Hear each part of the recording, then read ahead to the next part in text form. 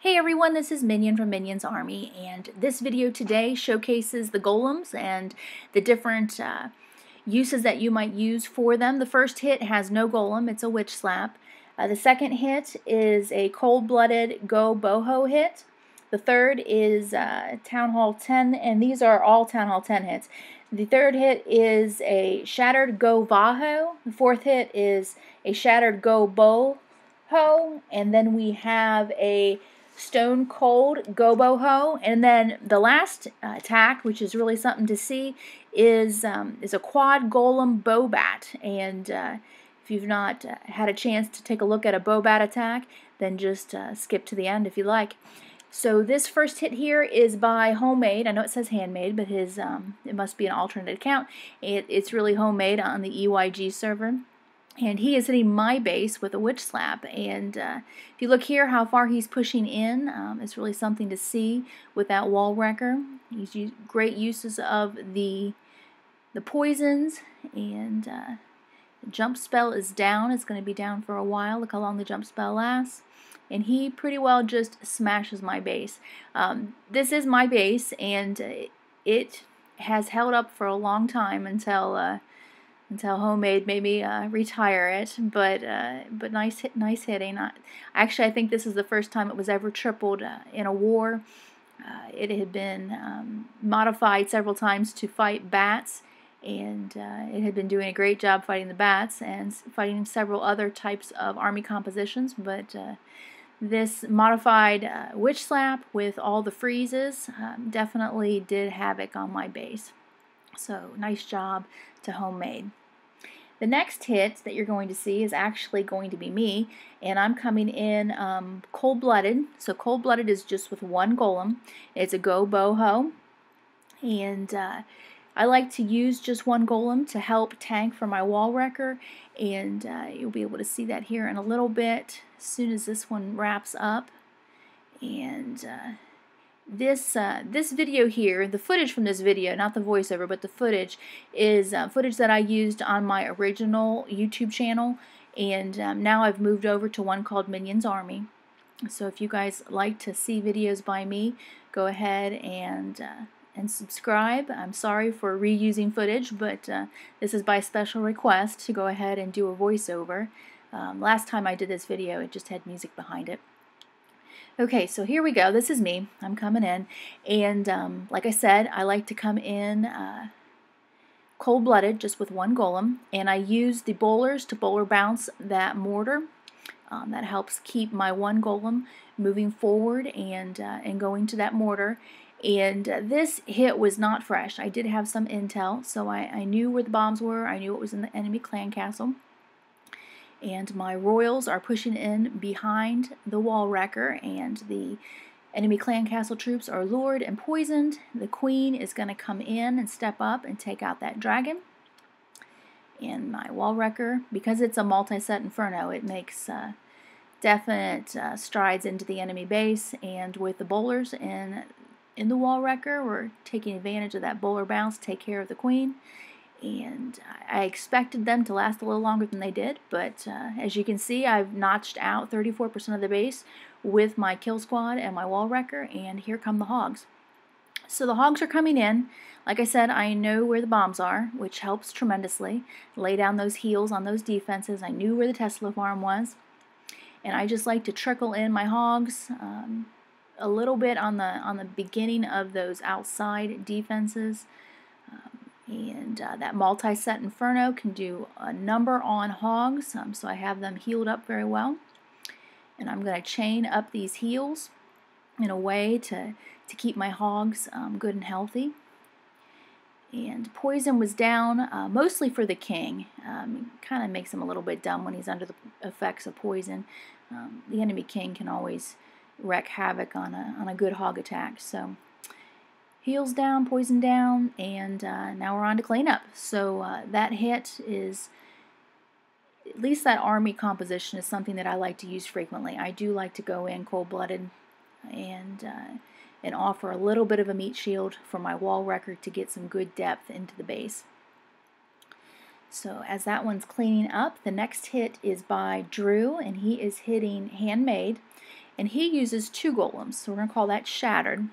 So he goes in shattered, and Drew, he uses Valks inside his wall wrecker, which is a little bit more uncommon.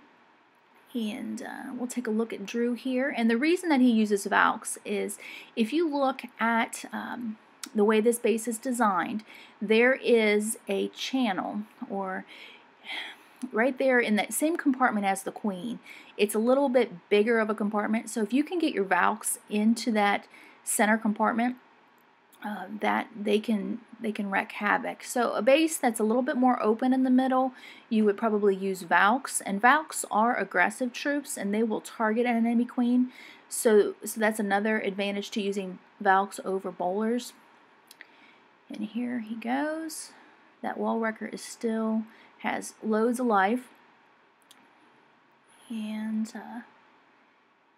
he poisoned up the enemy clan castle troops. Most of them are gone. Just that loon that just went down, and the Valks. Did you see how aggressive they were? And they just targeted that enemy queen. And look at them just shred that compartment. They went right after that inferno, and made a path for Drew's queen to come in. So now Drew is at 45%, and he's just now really starting his hog attack, which is fabulous. And he's using that clan castle there in the middle as a buffer. You know, the hogs go to defenses, so they shall path around any non-defensive buildings that are in the middle.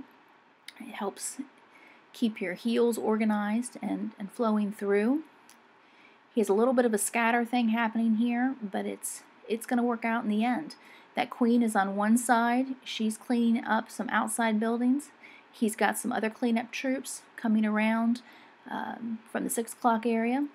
And there's 2 defenses up, but it's not going to matter too much here in the end. That queen's got plenty of health left, and those defenses don't do a whole lot of damage to her. And then that wizard's going to come in and go right up the middle to the clan castle. So with the help of the queen, this base is tripled. Now here comes Lion's Bay. Lion's Bay is also going shattered. He's going to use the bowlers in the wall wrecker. And the reason he's coming in shattered here from the south, if you notice, there is quite a bit of big storages here. Now this is one of my first videos I've made, so I apologize for the poor zooming. But he had some intel.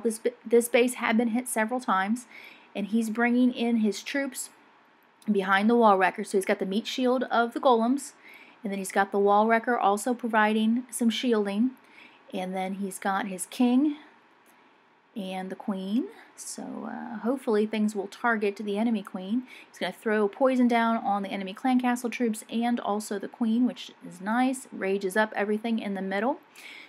So Lion's Bay needs to cut out a chunk of this base. He needs to get rid of that bomb tower. He needs to get rid of that expo so that he can deploy his hogs effectively. And he must have been fairly confident that that was going to be the case.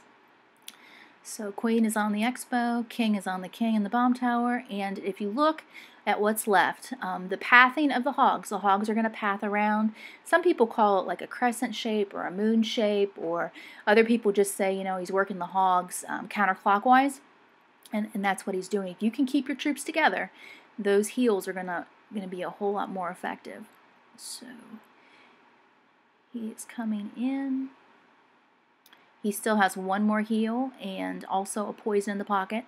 This was not a fresh hit, so I believe he's expecting some skeletons to come out, in which case he does have some on his tail. He might be waiting for a few more to pop, and then he'll put his poison down. Oh, he's got his poison down now. Okay. Queen power is going to take out the enemy king, and everything is all kind of coalesced in the middle, and he's starting the final portion of his attack, which is going to be the cleanup. So great job, Lion's Bay. This next hit is something to see, and I've not seen one of this in a long time. But this is at a Town Hall 10. We have a Stonecold GoBoHo. So Alan is coming in here against PT2 in this next hit, and he is going to be using 3 golems as a very, very strong meat shield against a very high DPS area. This is a bit old school. This is almost like pre-wall wrecker old school. And before we had wall records, you would see people going in Stonecold. But since the wall wrecker, it's almost like you use the wall wrecker as your third golem. So here he comes in, and if you look at this really high DPS area, we've got Expos, Teslas, Wizard Towers, Archer Towers. Everything is firing there at that kill squad. So he is clearing the junk out, and he needs to cut a path.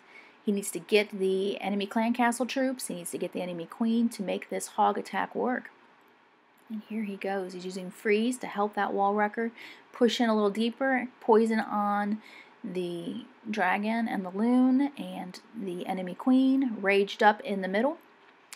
And he has got a good chunk of this base demolished. So he's got it cut all the way to the clan castle, which is your buffer building, to help make the funneling and the pathing work easier with the hogs. And Alan is working his hogs clockwise. So here he comes in. Everything's moving real well. And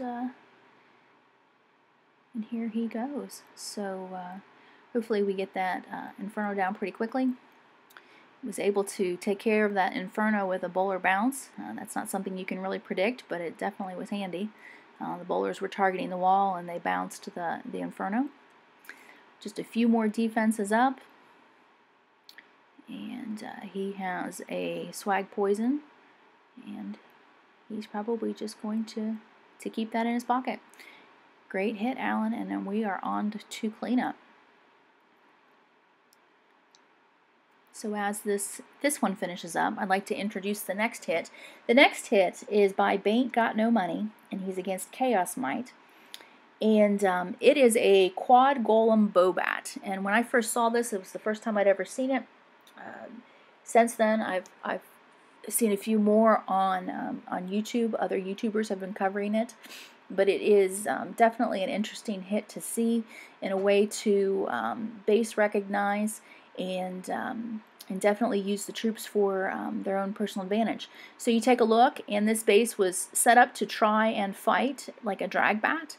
We've got wizard towers kind of evenly spaced. They're not able to be frozen with an individual freeze spell.